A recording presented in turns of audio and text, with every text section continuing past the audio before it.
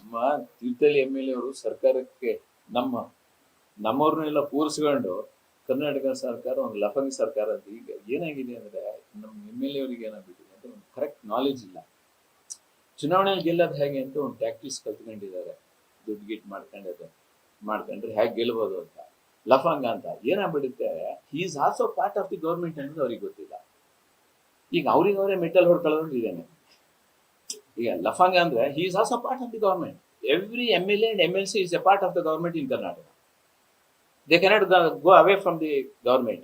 ಯಾಕೆ ಅವ್ರನ್ನ ಎಲ್ಲ ಉದ್ಘಾಟನೆಗಾಗ್ಲಿ ಅವ್ರನ್ನ ಕರಿಬೇಕು ಅಂತ ಆ ಭಾಗದ ಶಾಸಕರನ್ನ ಈ ಸರ್ಕಾರ ಲಫಂಗ ಅಂದ್ರೆ ಏನಾಗುತ್ತೆ? ಹಿ ಈಸ್ ಕಾಲಿಂಗ್ ಹಿಮ್ಸೆಲ್ಫ್ ಲಫಂಗ ಅಂದ್ರೆ ಅವ್ರನ್ನೇ ಜೊತೆಗೆ ನಮ್ಮವರು ಕೂತ್ಕೊಂಡ್ರೆ ಅವರು ಹೇಳ್ಸ್ಕೊಂಡ್ರಲ್ಲ ಅಂತ ನಮ್ಗೆ ಬೇಜಾರು ಅಷ್ಟೇ. ಈಗ ಏನಾಗುತ್ತೆ ಅಂದ್ರೆ ನಿಮ್ಗೆ ಆಡಿಯೋ ಕಳಿಸ್ತೀನಿ ಅದು. ಮೊನ್ನೆ ಇತ್ತೀಚೆಗೆ KDP ಮೀಟಿಂಗ್, ನೀವು ಅಂಬೇಡ್ಕರ್ ಜಯಂತಿ ದಿನ ನೀವು ಮಧ್ಯಾಹ್ನ ದೀರ್ಘ ಮಾಡ್ತಾರೆ ಅಂತ ಸುಮ್ಮನಾದ.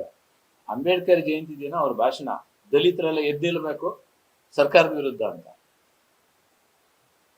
ಸರ್ಕಾರದ ವಿರುದ್ಧ ಎದ್ನಿಲ್ಬೇಕು, ನೀವು ಸ್ಟ್ರೈಕ್ ಮಾಡಬೇಕು, 23,000 ಕೋಟಿ ಕನ್ವರ್ಟ್ ಮಾಡ್ಯಾರೆ ಅಂತ.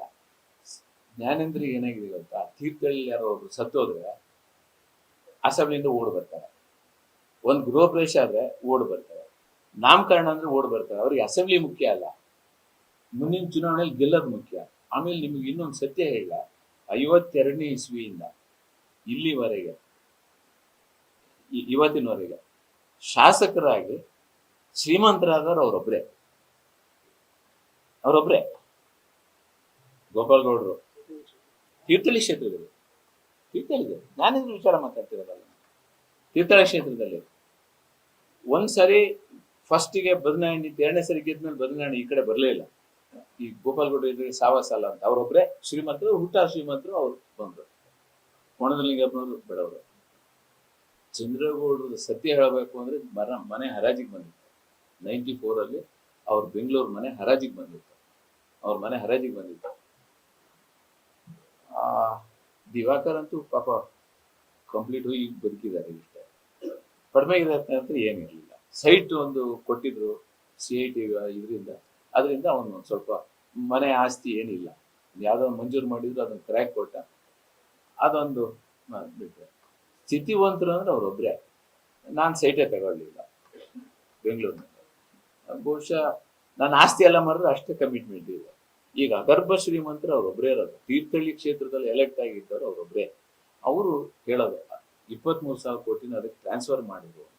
ನಾನು ಹೇಳೋದು ಅಲ್ಲಲ್ಲ ಗ್ಯಾರಂಟಿ ಏನು ಕಾರ್ಯಕ್ರಮ ಇದೆ ಅದು ಬಡವರಿಗಾಗಿ ಮೀಸಲಾಗಿದ್ದ ಕಾರ್ಯಕ್ರಮ ಮಾಡ್ಯಾರೆ.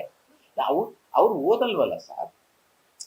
ಅವರು ಇಲ್ಲಿ ಓಡ್ ಬರ್ತಾರಲ್ಲ, ಸಂತೋಷ್ ಜಿ ತೀರ್ಥಹಳ್ಳಿಗೆ ಬಂದ್ರು ಅಂದ್ರೆ ಮತ್ತೆ ನಾಳೆ ಟಿಕೆಟ್ ಕೊಡ್ತಾರಲ್ಲ ಅಂತ ಓಡ್ ಬರ್ತಾರೆ. ಅಸೆಂಬ್ಲಿ ಬಿಟ್ಟು ಸಂತೋಷ್ ಜಿ ನೋಡಕ್ ಬಂದಿದ್ದಾರೆ ಫ್ಲೈಟ್ ಅಲ್ಲಿ, ಪಾಪ ಓಡ್ ಬಂದಿದ್ದಾರೆ.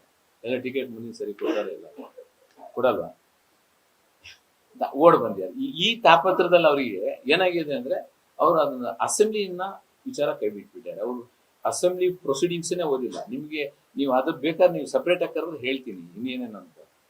ಅಸೆಂಬ್ಲಿ ಪ್ರೊಸೀಡಿಂಗ್ಸ್ ಅಲ್ಲಿ ನೀವು ಪಾರ್ಲಿಮೆಂಟ್ ಪ್ರೊಸೀಡಿಂಗ್ಸ್, ಅಸೆಂಬ್ಲಿ ಪ್ರೊಸೀಡಿಂಗ್ಸ್ ಅಲ್ಲಿ ನೋಡಿದ್ರೆ, ನಾನು ಎಲೆಕ್ಟ್ ಆಗಿ ಹೋಗೋವರೆಗೆ ಆದ್ಮೇಲೆ ಬಹಳಷ್ಟು ಚೇಂಜಸ್ ಮಾಡಿದ್ದೀನಿ ನಾನು.